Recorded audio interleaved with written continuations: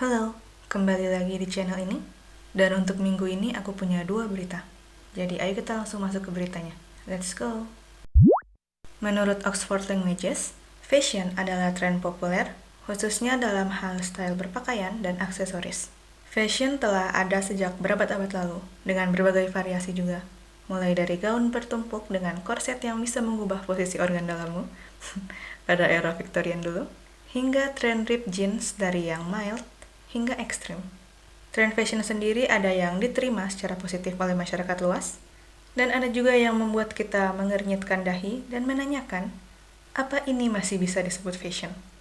Tapi ya biasanya barang-barang bermerek seperti ini harganya mahal-mahal. Ya, sangat mahal. Merek-merek fashion terkenal memang sudah dijamin akan berharga selangit. Salah satunya adalah merek fashion Balenciaga. Balenciaga baru-baru ini dikabarkan telah memperkenalkan koleksi sneaker Distressed, dan edisi khusus Fully Destroyed-nya dihargai sebesar 1.850 US dollar atau sekitar 27 juta rupiah. Ya, sepertinya sangat worth it. Jika dilihat dari foto iklannya, memang sepatunya kelihatan seperti sepatu yang sudah digunakan turun-temurun oleh satu keluarga untuk 7 generasi tanpa pernah dicuci. Dan mengingat Balenciaga menghargai sepatu edisi khusus ini dengan harga selangit, membuatku yakin kalau ini natural selection at this point. Siapapun yang membeli sepatu ini, ya itu berarti salah mereka sendiri, karena termakan iming-iming brand terkenal. Tapi untungnya, foto-foto iklan ini sepertinya hanya untuk shock value saja. Karena setelah aku cek di websitenya, sepatunya nggak sehancur itu. Cuma kelihatan dekil dan lepek. Dan sepatu dekil ini hanya akan dijual sebanyak 100 pasang saja. Apakah ini masih bisa dibilang fashion? It's fashion meets... It's fashion... Excuse me. It's fashion. It's fashion? Banyak pengguna internet yang langsung mengolok-ngolok koleksi Balenciaga ini. Ada yang men-tweet, kenapa kemiskinan sekarang jadi estetiknya orang kaya? Nah, tapi selain edisi khusus Fully Destroyed, Balenciaga juga menawarkan variasi pilihan high top yang dihargai 625 US dollar, dan mule, atau mule, aku nggak tahu cara pronunciation-nya kayak gimana, tapi ya itu pokoknya mule, yang dihargai 495 US dollar. Dan untuk kedua versi itu sepatunya sedikit lebih bersih, tapi lebih murah. Ironis rasanya. Anyway, pre-distressed sneaker Balenciaga ini bukanlah hal baru di industri fashion. Brand lain yang telah berkontribusi untuk tren ini adalah Golden Goose, Gucci, dan Maison Margiela. Dan jika hingga titik ini kamu tidak paham dengan konsep pre-distressed ini dan kenapa hal ini eksis, ya aku juga sama. Jadi inti dari konsep ini itu mereka sengaja menciptakan tampilan rusak dan menghargai tampilan rusak itu dengan harga yang mahal. Oh, staff quality controlnya pasti seneng banget. Ya, aku rasa untuk tren ini bisa dibilang mirip dengan tren jeans robek, yang seingatku dulu tuh banyak kritik-kritik untuk tren fashion ini, karena dianggap berantakan lah, gembel lah segala macam. Tapi jeans robek ini sebenarnya punya makna yang cukup dalam. Menurut News 18, potongan dan robekan di kain jeans adalah tanda kemarahan terhadap society.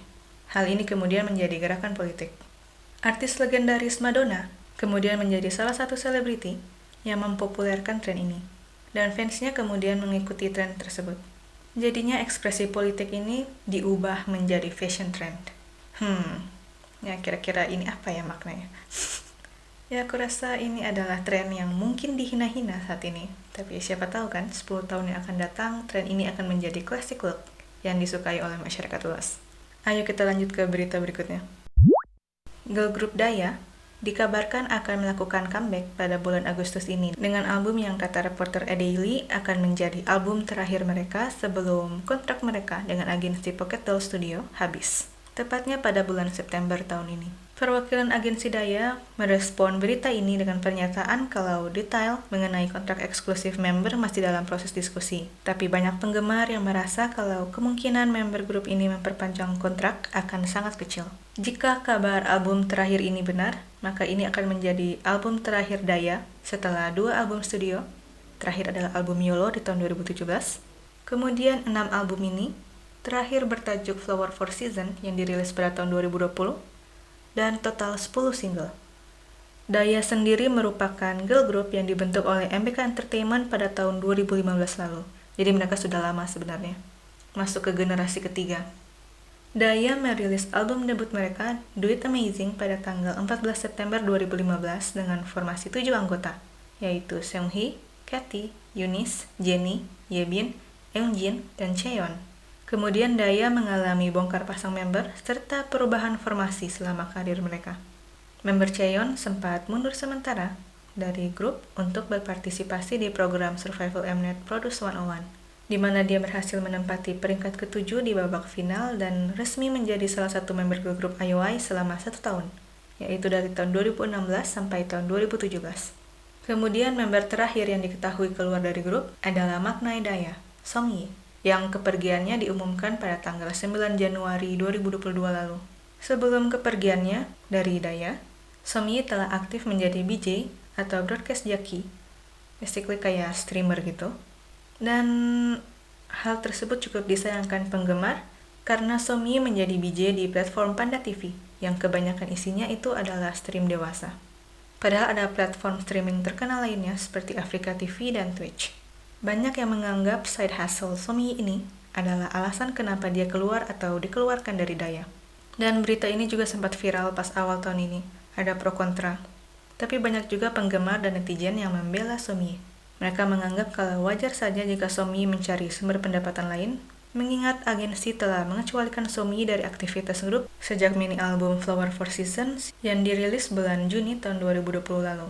Ya, perlakuan agensi kepada member, serta manajemen skill mereka yang dianggap payah, membuat penggemar semakin yakin kalau member tidak akan memperpanjang kontrak. Atau kalaupun ada yang memperpanjang, tidak semua member. Penggemar berspekulasi kalau Chaeyeon mungkin akan meninggalkan agensi dan grupnya untuk fokus pada karir aktingnya. Apapun itu, penggemar Daya bertekad menyukseskan album yang dirumorkan akan menjadi proyek terakhir Daya ini. Semoga proses promosi Daya akan berjalan dengan lancar dengan formasi lengkap. Demikian berita untuk minggu ini. Semoga bermanfaat, informatif, dan menghibur.